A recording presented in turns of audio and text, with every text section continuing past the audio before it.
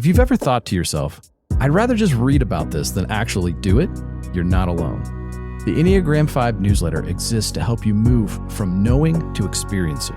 Every Saturday, you'll get insights designed to help fives grow without overwhelm. Sign up for free today at enneagram5.com/newsletter or visit the link in the description. Now on to the show.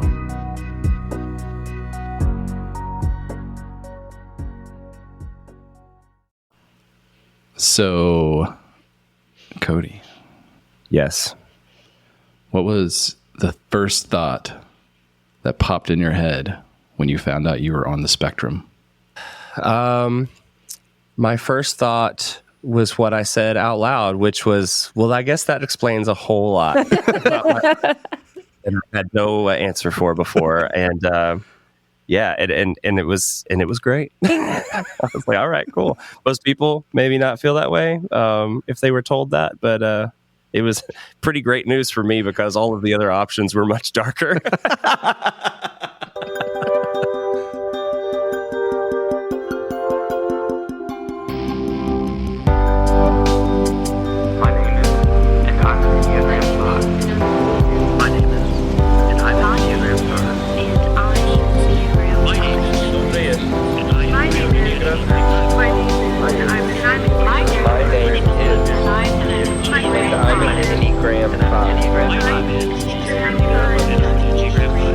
And I'm an Enneagram 5. All right, so we're talking about something that I'm definitely not qualified to talk about. I think none of us are qualified to talk about it. Which is being on the spectrum and how it relates to fives. I guess my main question starting out this whole thing is there are so many times where we read different diagnoses or whatever you want to call them about the spectrum and people being on the spectrum, and I'll hear it and I'm like, that sounds a lot like a 5. Like, am I missing something here? It's like, how do we know if I'm on the spectrum or if I'm a 5? And so I thought maybe we could unpack that a little bit and see where we go. These are good questions. Maybe, Cody, you can help us. If you're 5 on the spectrum and Josiah and I are at least not diagnosed as being That's on the also true. spectrum, we can investigate our differences. Okay. Yeah, that's fair. When I got diagnosed, there was a series of I felt like hundreds of questions, which as a 5 I loved, and because they all were there. It wasn't like they were yes or no questions. They were like, tell me about how, have you ever experienced blank? And I'd be like, yep. And they'd be like, she'd be like, okay, well, tell me about that. Like, how does that actually apply in your life? And when have you seen this happen? And like, how did you feel? So I would go through the process, and by the end of it, I scored incredibly high.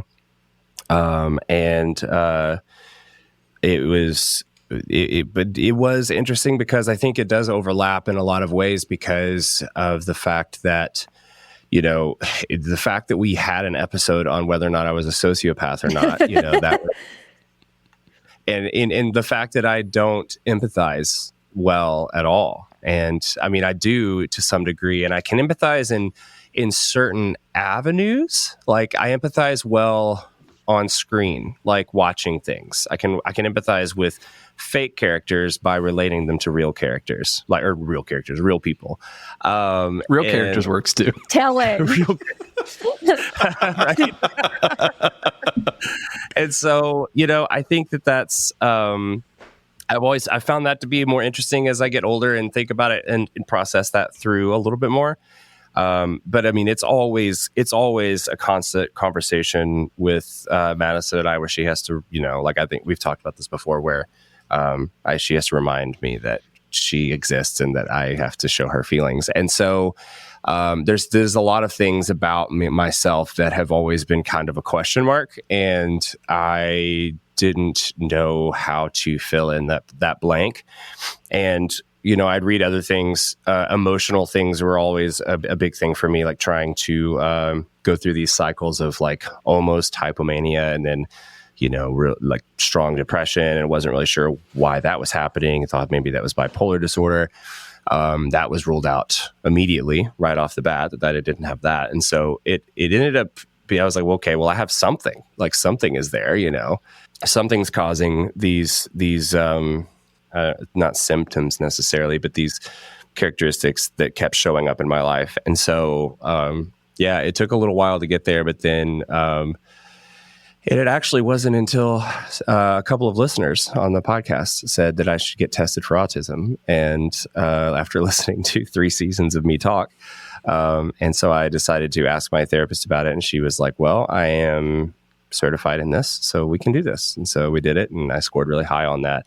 And I think that what it first did for me was it made me realize that 5 characteristics and things for people, and of course the spectrum is exactly that, a spectrum, right? So it's like there's a lot of different places for people to fall on that. And so I don't think that there's necessarily a huge Venn diagram when it comes to that.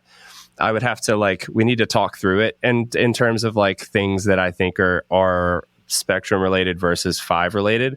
But I remember when we were talking about this, which was over a year ago at this point.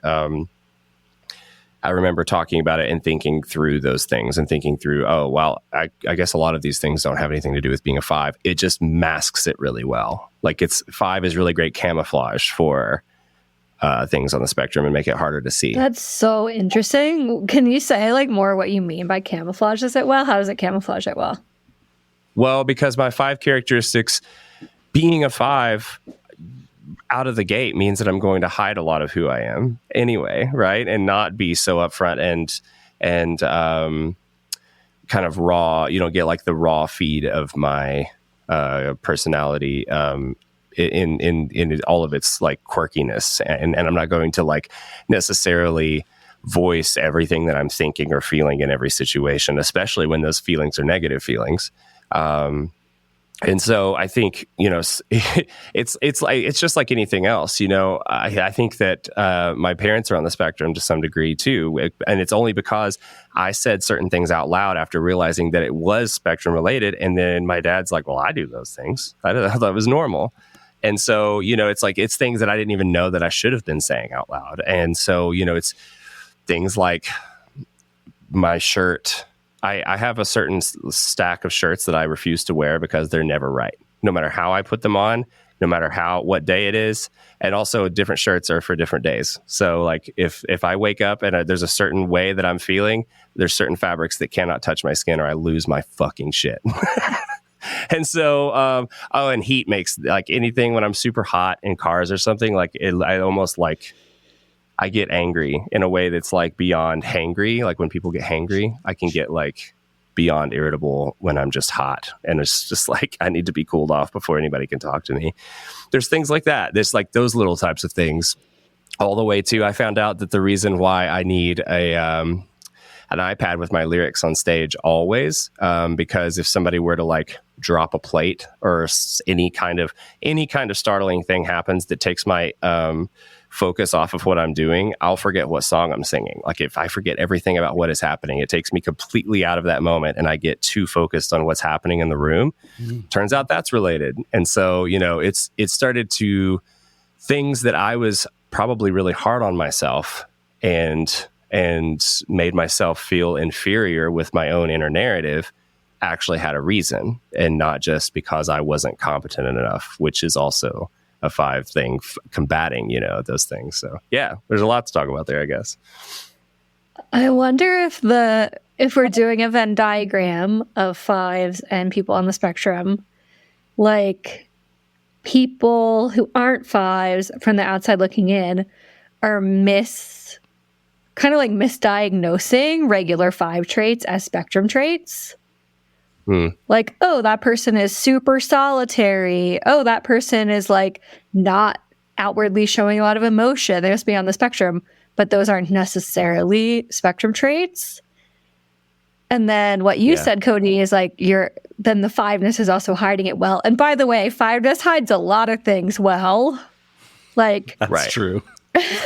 We get pretty far down the rabbit hole of various psychological disorders and stuff without anyone noticing because we're so private and insular. Yeah, for sure.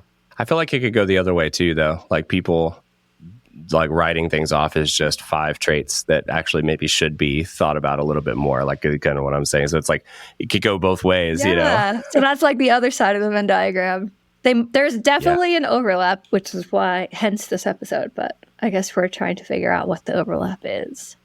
Yeah, well, and it's you know, it's funny. It's like reading things online. You know, it's like people say that, like, I was just looking at this article and it says that it's harder for people to recognize their Enneagram type if you're autistic. I think that that's kind of interesting and that makes sense. But like granted, I was diagnosed with Asperger's, not autism. So there are differences in those things automatically. So it's a little bit higher functioning, a little bit easier to hide in my life from myself even. And so I think there's definitely some things that it was too easy for me to ignore.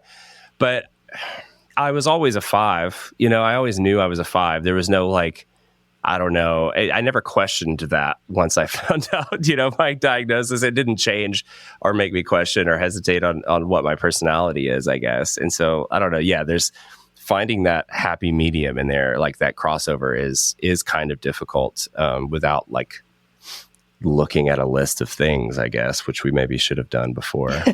So, Cody, you said that you didn't doubt that you were a 5 when you got diagnosed with Asperger's. What caused you to feel that way? Like, where did you start drawing that line between your 5-ness and being on the spectrum? There's certain things about me that that no one seems to relate to, and then there's certain things that both of you relate to. You know what I mean? And I think that, I mean, that was a pretty easy. We've had 3 other seasons of things where we all related to those things in some way, where we're like, oh, yep, I do that exact same thing. And then there's the handful of things that I can tell you, like I just did, that you look at me kind of like with blank eyes, like, wow, that's a little crazy. And so, you know, I think that that's the easy line to define. That's why I don't think that I doubt myself that I wasn't a 5, because then there's that entire huge set of characteristics of a 5 that I still relate to very clearly, that it was kind of black and white for me in that way. It's, you know, bold ink on the paper, like very obvious. So it was more about, it was almost like you were using our relatedness or the way we resonated with you as a rubric or a metric to start figuring that out. Yeah. Well, and, you know, and just starting to try to talk about the things that like irk me the most or make me feel the most irrational, saying them out loud to see who resonates and who doesn't.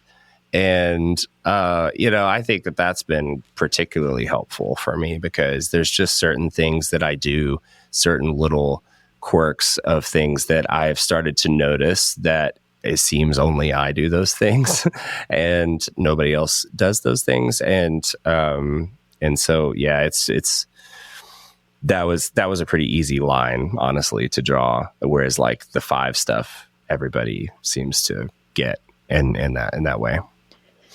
In our anecdotal, like 3 seconds before this episode started research, we found something that said like people on the spectrum might mistype themselves as 5s, which I hear you saying, Cody, that's not you. Like, you're sure you're a 5.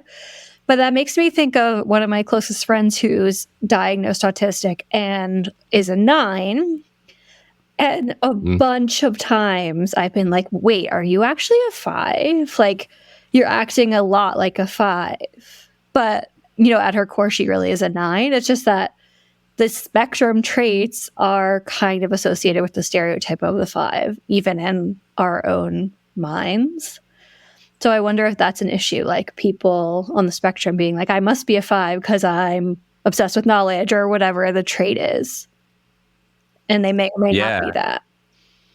Well, and I think that that's just like a misunderstanding of a lot of the definitions of diagnoses on the spectrum too, right? I think that there was an idea of what I thought was Asperger's, and maybe I was wrong about that, because, you know, I thought my brother had that, and it turns out, like, based on just certain small things, it's probably more his you know, he kind of lands more in a different part of the spectrum, whereas I had wrongly defined what Asperger's looked like in daily life. And I think that was a big kind of eye opener for me in terms of like, yeah, maybe I was like, oh, I don't do these things, or those are just me being a 5. And then probably wrongly thinking about those things. But yeah, and there's plenty of subreddits where it talks about, I can see that now where, a lot of people say it's like 9s and 5s. People who are on the spectrum, it's like 9s and 5s. I don't know why that and is. And 4s too, I've heard. Yeah, that makes sense. It's such a strange thing to make that connection, and that so many people are talking about it, I guess. Like that, and starting to question whether or not that is a thing. Like, I didn't think about it until somebody wrote in our community and was like, "Hey, maybe you should do this." I didn't really think about it, but it definitely makes a lot of things make sense. And like, the biggest thing for me is being overstimulated versus having an empty tank for social interaction. Those are two very different things for me, and I used to put them together. Hold on, say more about that. Yeah, so like, talking about things that cross over or maybe overlap a little, and also talking a little bit about how 5ness can hide a lot of the characteristics that I have of being on the spectrum. I used to equate, like, say I was in a room full of tons of people at Thanksgiving, and there's a family, everybody's there. It's really loud, a lot of kids running around and everything. I would just be like, well, my social battery is now empty and I don't want to be here anymore. But it really wasn't. I just needed to step out of that situation for a little while.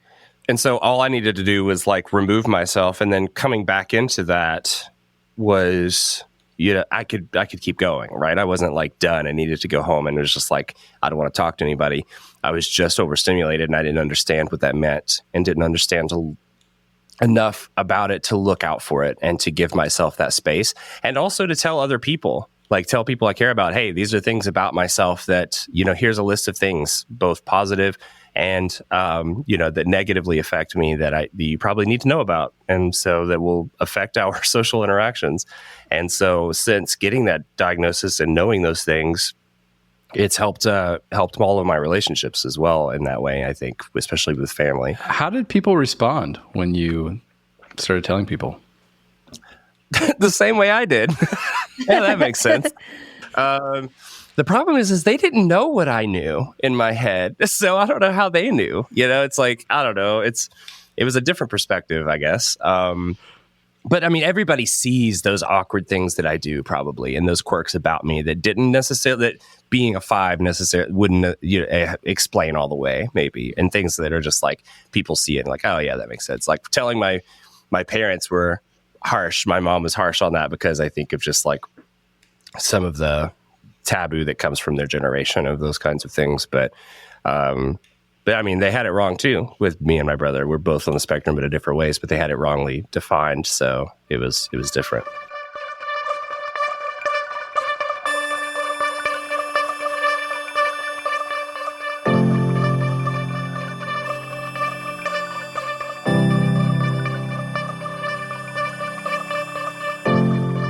I've personally had to do some deep dives about being a 5 and being neurodivergent. I've done some study on it on my own because I don't want to make the mistake, and I don't want anyone to make the mistake that just because they're a 5, they're neurodivergent, or if they are another type, that they can't be 5 because they're not neurodivergent. I think there are 5s that are neurodivergent, and I think there are 5s that are not neurodivergent. Do I think that there is a higher probability that 5s are neurodivergent? Possibly. But that's neither here nor there because I haven't done a study on that. For me personally, I had to do some research on that for myself. I am neurodivergent. I have ADHD, and that was tested. And I've done some study about autism and ADHD because I feel that I'm on the spectrum as well as a 5, but I'm so good at masking that it rarely comes up in conversation. It rarely comes up as a possibility. I think it can be a twofold problem if you're a 5 and neurodivergent because it's very easy to hide and it's very easy to make excuses for you saying, well, that's just my fiveness, when it could be something else. And I think we need to learn how to balance ourselves as fives when we are neurodivergent, to find out that, hey, maybe, the world isn't really built for neurodivergent folks, but also knowing how we can function even better as being both fives and neurodivergent. But it takes time to do that study, and I think each one of us are individuals, and we have to look at that for ourselves.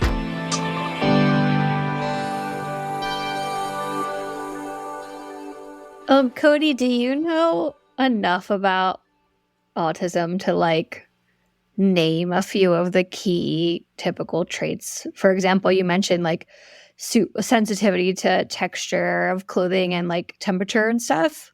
I know that's one, but what are some other ones? Yeah, I mean, things that I definitely have noticed in myself is an impulsivity towards those things. Like talking about textures is a good example. Having walking through stores and needing to touch things that I see because of what they look like. I just need to know if they're going to feel the way that I think they're going to feel, things like that. And then also and sometimes feeling things and being like, that is disgusting, literally stomach turning visceral experience from certain textures. Wow. Because I'm interested with these traits, what if Josiah and I have them or not. And the one you're talking about now, I don't have at all, the texture one. But the temperature one that you described before, I do have. And that would be kind of interesting to go into and eye contact and some of these things and see where we all fall on it. Yeah. Okay. Yeah. And so so going through the list a little bit of things that I've experienced. There's also you can go back and look at childhood behaviors too. I used to wake up, my mom used to laugh about it and give me a hard time, being you're just such a particular kid. And I'd be like, okay, how so? And she'd be like, well, every morning you'd have to wake up and know the entire itinerary of the day so that you were aware of, if we were going somewhere, I needed to know exactly where we were going, how long we were going to be there, and what the exact plan was. And if it deviated, then I lost my shit. And so, small changes to any kind of routine, to any kind of plan was not okay. I needed to have the full prep on those kinds of things. And so that was definitely a thing it was kind of started to make sense in retrospect afterwards, after my diagnosis. Definitely eye contact. You're talking about eye contact. That's something that I still have a hard time with when it comes to talking. If I try, and now it's I try to compensate by consciously making eye contact, but sometimes that gets weird. Because to consciously make eye contact, and then it makes me not be able to think about what people are saying because I'm concentrating so hard on trying to make eye contact.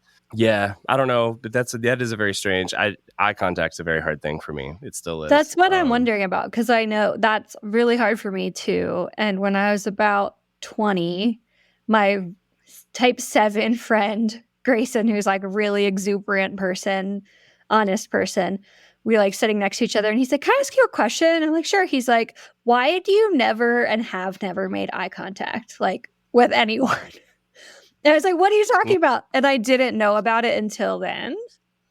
And then ever since then, I learned how to do it. And then I can be really awkward with it too. Cody, I'll be talking to someone. I hate sitting across tables from people because that sitting at a bar by my side is great. Yes, exactly. And I realized my favorite things to do with friends were road trip, because you're next to each other, take a walk together next to each other, whatever didn't involve a lot of eye contact, because it's really draining for me. Yeah. And then if I'm talking to someone who expects me to make it, then I do make it, but it's like you said, I'm getting distracted by doing that. I'm not listening. So I don't know if that is just something that is common to fives. I've seen it with other fives, or if that is a bit of a spectrum-y trait and it's not just fives. I have no idea. Oh, hold on. I want to understand this. I'm not sure that's been a struggle for me. So I'm really curious, what is it about eye contact? You don't have a habit of eye contact, or does it make you really uncomfortable? What is the feeling that causes you to avoid the eye contact? Oh my God, Josiah, you're like an alien being. What? You don't have a problem with eye contact? What are you talking about? I don't think so. He is also a social 5, right? Like, I feel like that has to have something to do with it. Yeah, maybe the social. It's really hard to put into words. It's just, it feels like it's taking something away from me. Well, Yeah. I mean, like I said, I didn't know until I was 20 that I didn't make eye contact as a rule. But now, yeah, the more eye contact I make, the less comfortable I feel. Maybe it's like this idea too of like feeling too seen, too vulnerable by making too much eye contact, because eye contact is pretty intimate. Like even in just like random social situations, it feels too intimate of a behavior for like average social conversation. Yeah, I agree. So I think that maybe has something to do with it. But it's like, you know, as an adult, I know that eye contact is often needed for things like empathy and like for people to feel like they are being seen and like they are being heard and that kind of thing. So I think that I often get called out for not people thinking I'm not in the conversation and not hearing what they're saying. But I'm fully involved in it. But the less I'm looking at you, the more I'm probably listening to you. You know, so Yes. and I think that's probably, I mean, maybe that is something that's, you know, that is one of the traits. I'm sure we could probably make a list of traits that probably fall on with a lot of people in the spectrum of all different personality types, but also are typical 5 traits.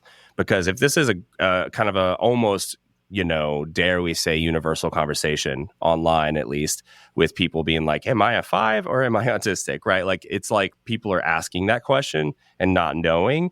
So obviously there are traits, right, that are going to be, because I mean, people say that people with Asperger's and autism also, they remember facts really well and love to dive deep on one particular subject and stuff like that. The thing about it with me is, Well, hold on. Before we get there, I don't want to leave the eye contact thing because I really want to understand this. okay, I thought we got there. No. Hold on, because I definitely find it easier to have conversations when we're like what Sam described, like side by side, and I'm not making eye contact. The eye contact, unless it's like really prolonged, doesn't make me feel uncomfortable. But one thing that I notice is, and I don't know if I assume this is more just like a human thing. But you know, what do I know about being human? But I use my eyes to like process things, like as I'm thinking through stuff. And so I think that's why it's difficult for me sometimes, especially when I'm having like a heavy cognitive load conversation, and that requires like a heavy cognitive load. I'm trying to think and process things. Like, it's almost like I'm searching my internal space by moving my eyes. Yeah. And so that's, for me, that's why it can be difficult to maintain eye contact sometimes. But just in general, like I've not really found that to be an issue. Yeah, I would agree with you, because sometimes you make too much eye contact with me and it makes me uncomfortable. So yeah, totally get that. I think that the difference is, because I think everybody kind of looks around when they're processing and when they're thinking about out loud and when they're talking. I think that the talking part is not where it's hard for me, and it doesn't feel unnatural to not make eye contact. It's when people are talking and I should be looking at them, but I don't want to. That's when it's awkward. Because it's like, I should be listening to you. I should be paying attention, but I don't want to look at you while I'm paying attention. I just want to pay attention, you know? And so it's like, you have my attention. You don't need my eyes. But turns out in human behavior, you kind of do. So that's where it becomes a problem. I'm going to make a t-shirt for you that says that you have my attention. You don't need my eyes. That's a good one. Yeah, it's so, I mean, but maybe because of that reason too, I think another thing that, I don't know, maybe this is a 5 thing, you guys can help me out on this. Because of that reason of not making eye contact, I think it's kind of all related in a way where it's like missing, like social cues in some ways. Sometimes, I've had to focus really hard on knowing social cues and paying attention to them, and focusing on body language as a science, because it's so hard for me to intuit that kind of thing. And so my intuition can be off on what people are feeling unless I'm consciously paying attention to body language. And it's something where it's like I really loved the science of body language and got really into it for a really long time and read a bunch of books on it and all that kind of stuff. And that actually helped me a lot in my adult life to have conversations or relationships with people in work settings and all that kind of stuff. But if I didn't have that, I've always missed what people felt, or like when I would say things very straightforward and blunt, and then without any care about the repercussions of those things and not noticing them at all and just moving on. To be in a band with me in my teen years was a nightmare. So, because I would just say like, that's shit, don't play that again, and just move on. And I remember that other musicians, speaking of, that's a good one too. Cause I remember there were I found out at one point that anytime there would be like a person coming over to like jam with us, or maybe they were going to try to join the band or something like that, the other musicians would tell them before they ever came in the room. Now, Cody's a certain kind of person. Like, he's just going to say it like it is. It's probably going to come out. You just got to let it roll off and move on. Don't take it personally. He doesn't mean it personally. So they had to have a disclaimer before they ever got into a situation with me, so that I didn't hurt their feelings. And so, that was kind of an eye opener for me when I found that out. That was kind of funny. I know that when you told me that you had Asperger's, I also had that same reaction of like, well, that explains a lot. But it was never like major things. Mm-hmm. And that's why I'm trying to think back. I'm having a hard time thinking of specific examples, because it was just like a bunch of little things. And it was always like, it actually wasn't so much the things that you did, but it's the things that you didn't do. I just remember, okay. I remember thinking multiple times, like I would say something expecting a certain reaction, and then you would have a completely different reaction. Mm-hmm. And it would catch me off guard, because I'm like, I did not expect that reaction, and it just didn't compute for me for some reason. Was it a negative or a positive reaction, or neutral? All of the above. Like it wasn't the way I would anticipate based on my interactions with other humans. But it would just be little things. And that's why when I found that, I was like, if that's accurate, then that does explain that experience.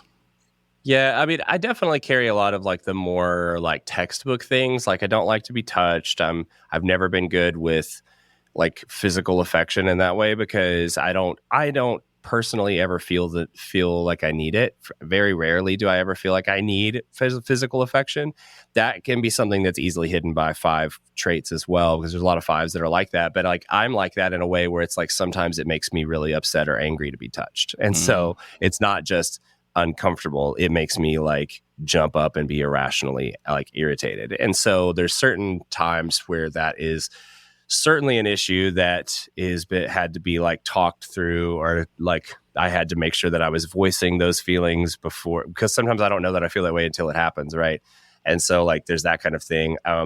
Another thing that is like easily hidden unless I say it out loud, you wouldn't know, is like me having like a strange like physical aversion like to smells and tastes. That's something that I have that I didn't realize, like something that I was unable to identify with until my diagnosis. And I was thinking through things in my life that I had a problem, was able to kind of like see it when it happened. Was I have a strong aversion to mint. I hate mint like a lot.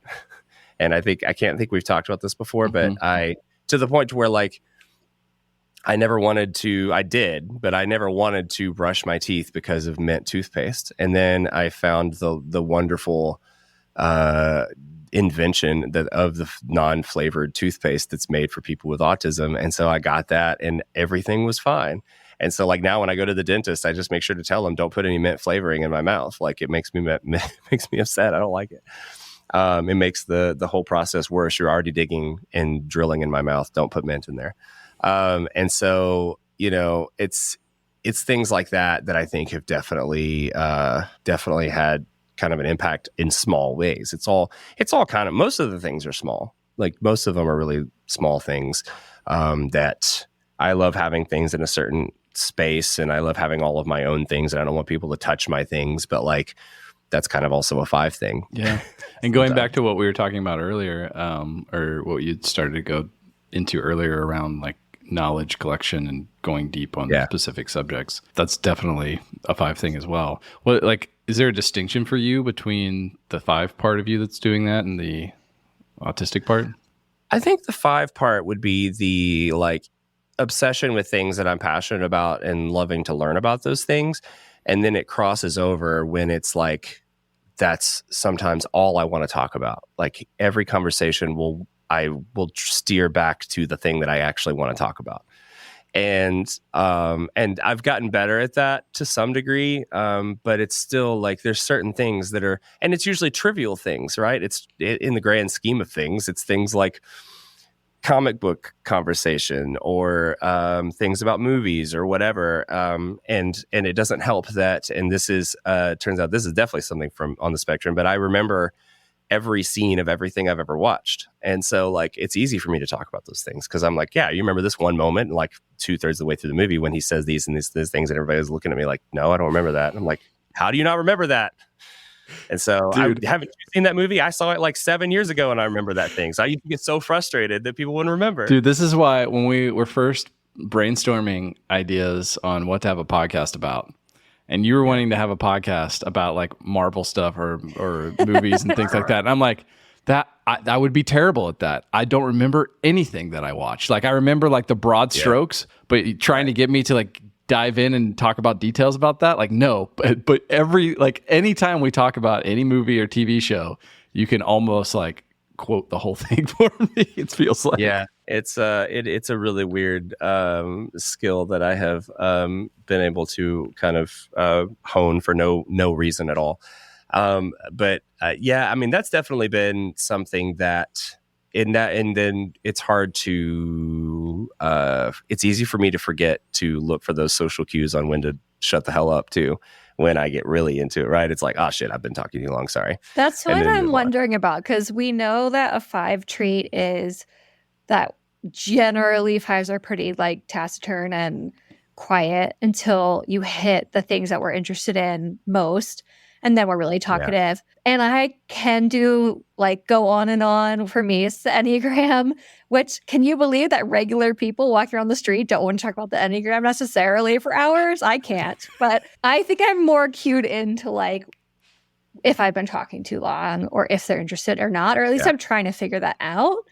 And I think what I hear you saying is like you just automatically go into that. And then you'll realize when it's almost too late, you'll be like, oh shit, I've overstayed my welcome, like in this conversation. Yeah, for sure. Well, it's like I have those 3 things. I have 3 things that I want to talk about, and I try to always talk about those things, and I just see if people are into it. And I'm always waiting on the person who's also into the 3 things I'm into so that we can just talk about those 3 things all the time. It has yet to happen in my life. Wait, what are the 3 things? Is it music, movies, and Marvel? I love that there's alliteration there. No, I mean, to some degree, yeah. I mean, it's like I said, it's trivial in the terms of like, it's not what's happening in the world. It's not science or engineering or the things that 5s typically would be really into. It's like that, and I think that's also the hard part, because like I love meeting other 5s, but most other 5s exhaust me because they're not talking about stuff I care about. And so like that's where it's different, I think. Whereas I think the general 5 is pretty interested in most new things they could learn about. It's at least like childlike inquisitiveness, right? It's like, but I don't necessarily have that all the time. I do sometimes if I like consciously make the effort and like, okay, I'm going to be interested in what people have to say. But like if I don't think about that, or if I'm having like a bad day that I'm particularly like introspective or and feeling like not interested in what other people do or say or know, then the only way that I'm going to connect with people is on my terms. And that's not how life works. So that's when it becomes a problem. I do relate to a lot of what you're saying. Some I don't at all, like the taste aversions and stuff, the textures, but a lot of the rest of it, like the eye contact, the special interests, we haven't talked much about sensory overwhelm. You touched on it, like with temperatures, but when we're talking about noise, we haven't talked about that yet. Like kind of, you talked about the plate dropping thing. Like for me, it would be multiple noises at a time, multiple streams of noise at a time. And it's not, and I'm wondering if this is 5 trait or not. It's not a normal level of reaction to it. It's not like, oh, I don't like this. It's like, I'm going to fucking kill someone, or like I will do anything to make this stop. It doesn't matter who's hurt in the process. It's like, it completely like ruins my existence until it stops. And the only like places I've heard other people talk about that are people on the spectrum. But it does seem like 5s are also quite sensory sensitive and have sensitive nervous systems. So I don't know, Josiah, what's your experience? 100%. Like it didn't really click until you talked about that. Like for me, like touch and smell and taste, things like that, like texture has never been that big of a deal. Sound, oh my God. So and light too. So it drives Amy bonkers. I will come into rooms and just like that she has been in for the last hour, and I'll just come in and start turning off lights or like switching on lamps instead of overheads. I've been thinking about this a lot. Like my senses have dulled so much since I was a kid, and I didn't tie that to my tolerance of these things has increased, but I think it's because my like senses have dulled.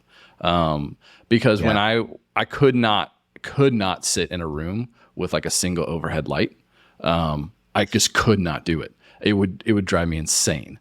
And sounds, there are still some sounds. I'm a lot better about it now since I have kids, and like it's just like, overdrive on my threshold there. But still like, so Amy likes to sleep with the ceiling fan on, which is fine, except that if you leave the ceiling fan on a lot, it will inevitably start to do these little like clicky sounds, and they're random patterns, and I cannot fall asleep when that's happening. And we even have like a sound machine going and like another fan going, but the ceiling fan clicky sound will cut through all of that. And I have to like put a blanket on my head, but it has to be a specific blanket because for some reason this other blanket doesn't filter out that particular frequency.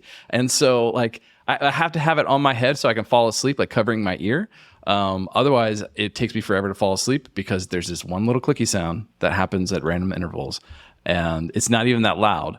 But yeah, it drives me crazy. So there's definitely stuff like that when it comes to sounds. And for me, it's like, I almost kind of shut down sometimes, especially when I'm trying to talk and have a conversation, because it takes a lot of processing power for me to take thoughts and put them into words.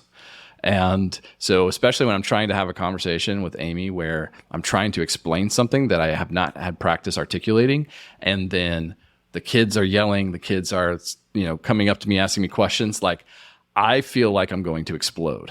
And I will literally shut down, like my fists will clench, and I'm just like, and I don't think that Amy understands like the degree to which it just like completely fucks up my whole system. But it's so hard for me to have a conversation when that stuff is happening. Yeah, it's hard to know if that's like a 5 thing or if it's got to be a 5 thing. And I feel like that's something that 5s do have in common a lot in terms of like a sensory sensitivity.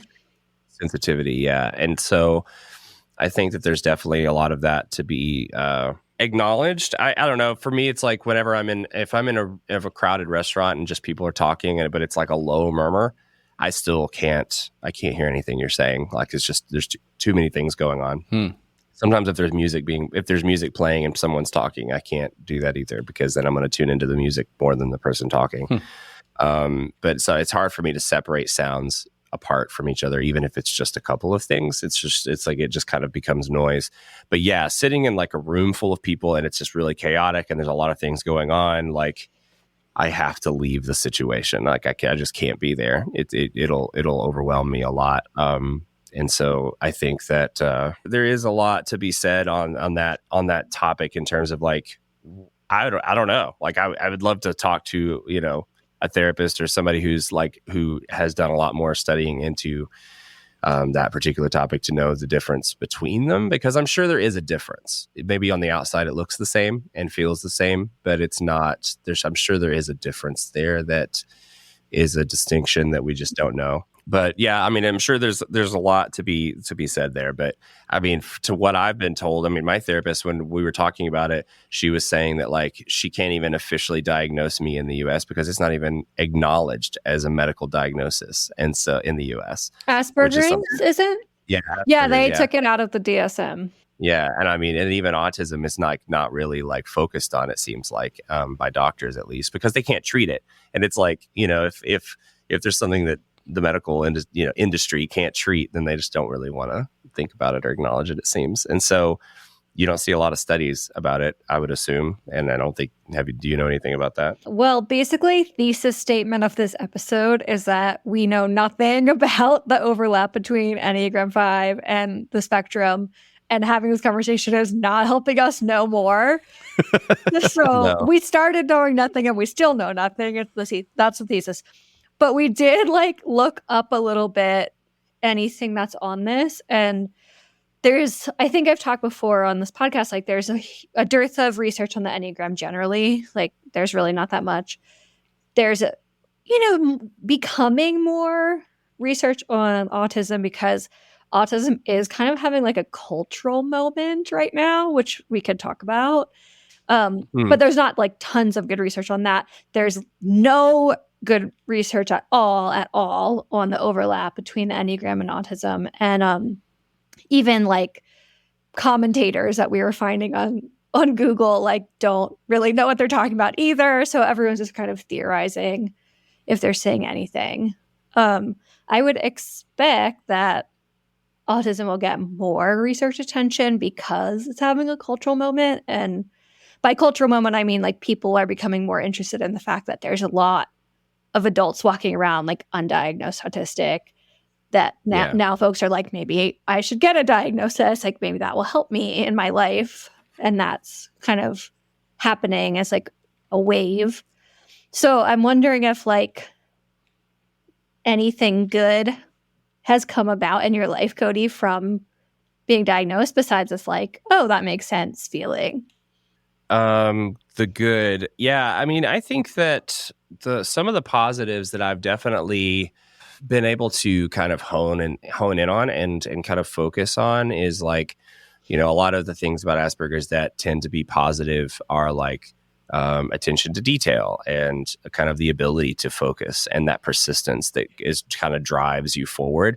I can use that to my benefit when it comes to pursuing the things that I'm passionate about and the things that the fact that this podcast exists and the fact that I still play music, even though I've never made money from it really. It's things like that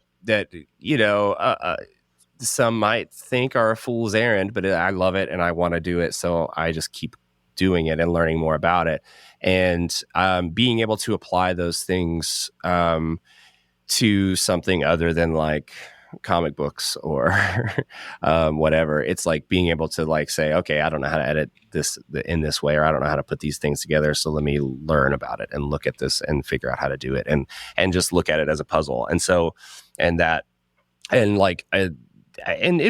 think there's a lot of things about that it kind of bleeds into a lot of areas of my life and has helped me in that way. But I don't know. It's kind of, it also pushed me to go to therapy in that way. It's definitely wanting me to go, making me want to go back to keep going.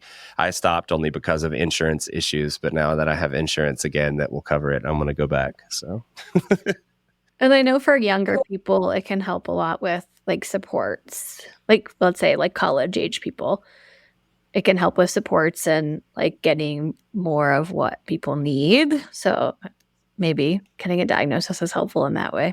Yeah, for sure. Well, and I think it's helped me too to see that the things in my life that I need to focus on harder, that because maybe they're never going to change, but I can try to things like disorganization is very common with people with Asperger's, and I definitely am perpetually and chronically disorganized. And so I have to put all of these systems in place. When I tell other people on my team at work what I do to stay organized and stay on top of all my accounts and basically in like account management, it's like it blows people's minds. They're like, wow, you have the most efficient, organized system. And I'm like, you don't know how disorganized I actually am.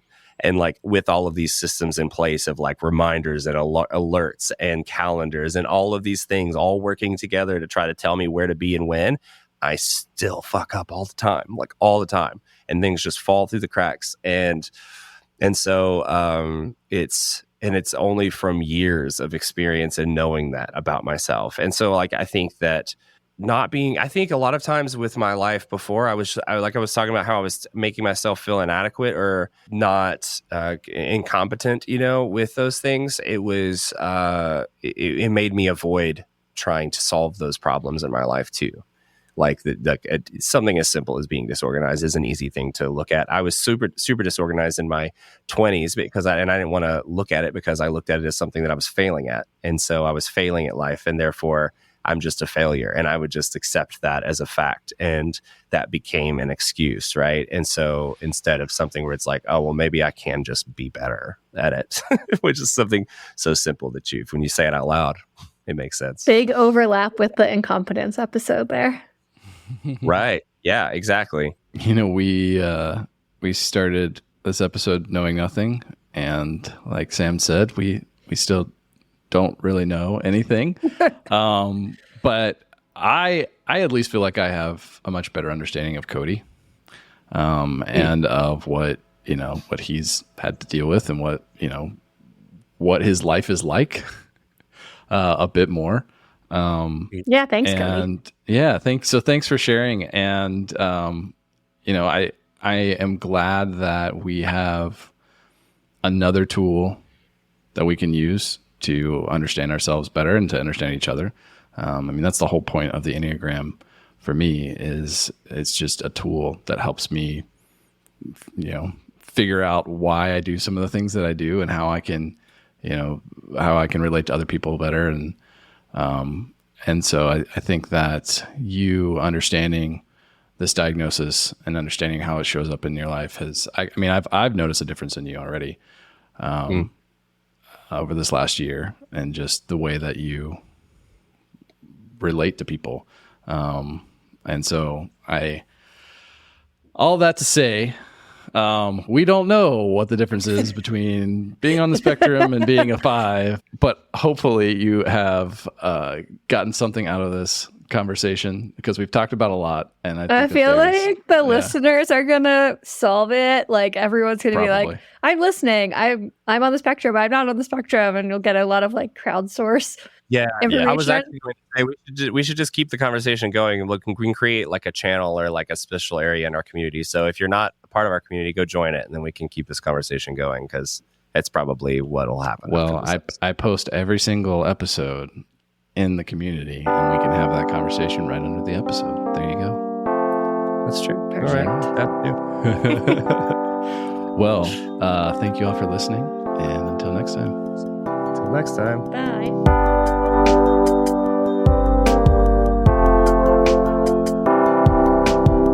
Hey, it's Josiah, and I wanted to say thank you for listening to this episode. If you enjoyed this episode and you're the type of person who likes helping others, would you do us a favor and share it with other people like you? If you found value in this conversation, they will too. I also want to give a special thanks to our community members who shared their voice with us in this episode.